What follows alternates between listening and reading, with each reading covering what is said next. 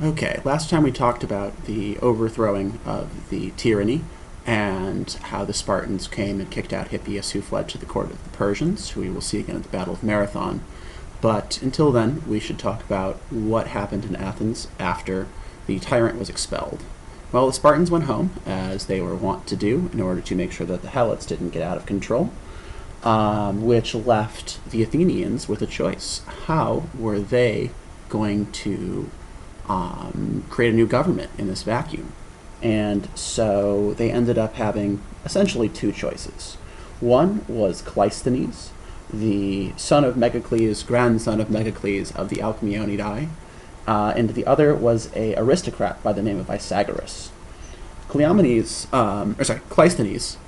wanted to continue the reforms of Solon and perhaps take them a little further, whereas Isagoras wanted to essentially turn back the clock to a time before Hippias, a time before Pisistratus, a time before Solon, and go back to the way things were. And during the subsequent elections, he brought up the fact that Cleisthenes was part of those cursed Alcmeonidae who were hated by the gods for having committed that murder way back with Cylon, or Cylon. So Isagoras wins and establishes an aristocratic-only council. From there, after all the power has been returned to the aristocrats, they begin turning back the clock. They strip the citizenship that had been offered to immigrants. They start really undoing all those reforms.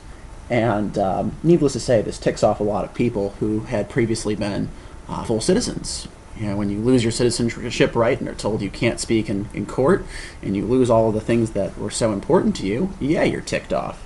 And so the people under the leadership of Cleisthenes start to rebel. And Cleisthenes brings a set of reforms straight to the assembly, even though they aren't the legal body anymore, and passes his reforms through them. And this is really the start of that revolution. Well, Isagoras calls to the Spartans for help, and King Cleomenes comes back with a few hundred Spartans to expel Cleisthenes and 700 families. The Athenians say no. They bottle up the Spartans on the Acropolis, and we have sort of come full circle, because just like Cylon, the Spartans are now stuck on the Acropolis with no food and water, and they are forced to try to get out, even though they are wildly outnumbered. They make a deal with the Athenians, and the deal is if the Spartans leave, they are free to go and will not be bothered. So off they go, and that's the end of that for the moment. Well, Isagoras is out, Cleisthenes is in, and he vows to reform this system and end the crazy cycle that has consumed Athens for all these years. So in 507 BCE, Cleisthenes, son of Megacles, breaks the aristocratic hold when he returns all of the reforms of Solon. He empowers the citizenry by returning citizen status to all free men of Athens. He changes the naming system, which is no longer about who your father is, but who your village, which village you live in. So before, I would be Walter, son of Robert, but now I would be Walter of Glover Park. And what this does is it helps hide immigrant backgrounds and noble backgrounds alike. Some of you guys have heard of Americanizing names when immigrants came through. Sometimes when they got to Ellis Island, they would change the names to sound more American. My family didn't come through Ellis Island, but Lanphier became Lanphier, and there are dozens of stories like this that we know. But to the Athenians, this was a similar process. So that strange name of your father that's definitely not Athenian is now hidden by you just being of the place where you're living.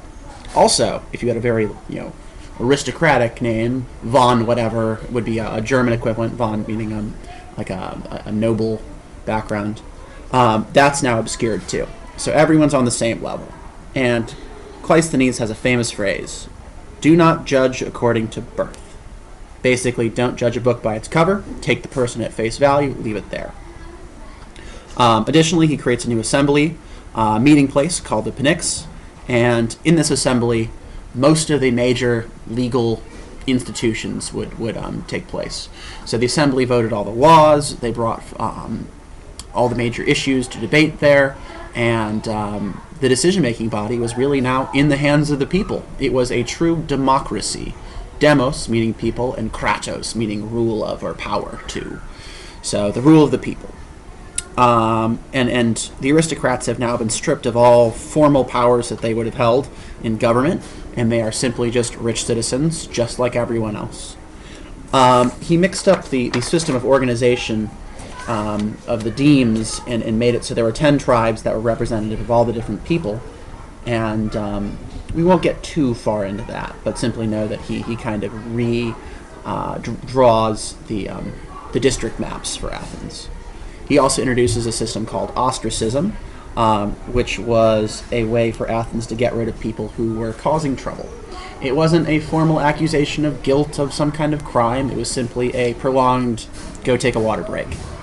And what that did is that allowed Athens to kick out people who might overthrow the government or cause a tyranny. Unfortunately, I have to call this video short because all the kids are coming back, but if you missed class, that should be enough to get you started.